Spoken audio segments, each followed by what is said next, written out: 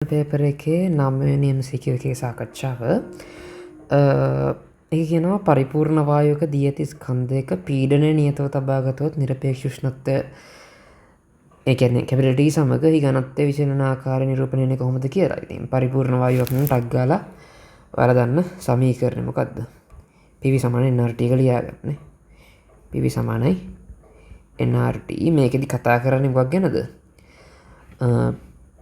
නිරපේක්ෂ උෂ්ණත්වය සහ ඝනත්වය කියන. එතකොට PV = nRT ඝනත්වය ගන්නවලා දන්නවා ඇති කියලා මම හිතනවා. ඒ කියන්නේ අපිට ගන්න පුළුවන් මොකද්ද? හරි මේක කෙමිස්ට්‍රි වල කරනවානේ. n = m බෙදීම m ඇසුරෙන්. හරි n = m බෙදීම m ඇසුරෙන් අපිට මේ පරිපූර්ණ වායු සමීකරණය ලියන්න පුළුවන් කොහොමද? PV = m බෙදීම m වාරයක් RT කියලා. ඔය විදිහට ලියන්න පුළුවන් පරිපූර්ණ වායු සමීකරණය. එතකොට මේකේ හරි මම මේ m එක මේ පැත්තට ගෙනහිල්ලා v එක මෙහෙට ගෙනෙච්ච ඉතින් එහෙම අපිට නම මොකද්ද?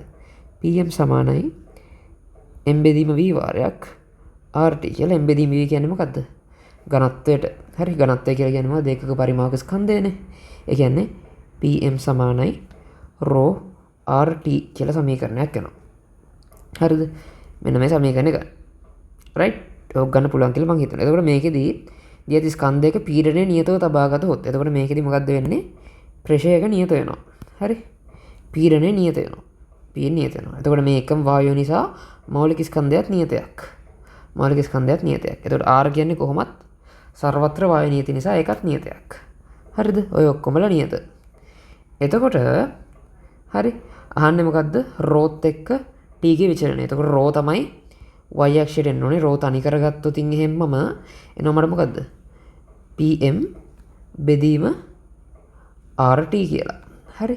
මේකේ Pm බෙදීම R කියලා කියන්නේ නියතයක් වෙනවා. එහෙනම් රෝ = K බෙදීම T. රෝ සමානුපාතිකයි. ඒකට T කියලා සමීකරණයක් තමයි එන්නේ මට.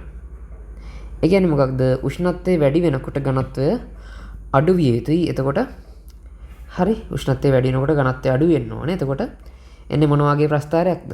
එන්නේ හරි මේකෙන් තේරෙනවා xy = k ආකාරයේ ප්‍රස්ථාරයක් තමයි එන්න ඕනේ. xy = k ආකාරයේ ප්‍රස්ථාරයක් තමයි එන්න ඕනේ. ඒ කියන්නේ උත්තරේ එන්න ඕනේ මොකද්ද? උත්තරේ 5. හරි උත්තරේ 5 xy = k ආකාරයේ ප්‍රස්ථාරයක් එන්න ඕනේ. එතකොට මෙයා තමයි මොකක්ද? රෝ කියලා කියන්නේ y අක්ෂය, t කියලා කියන්නේ x අක්ෂය. නම් xy ගේ ගුණිතය සමානව k නියතයකට. හරි බෝයිල් නියමේ ප්‍රස්ථාරය වගේක් එන්නේ. ඒතර උත්තරේ එන්නේ 5.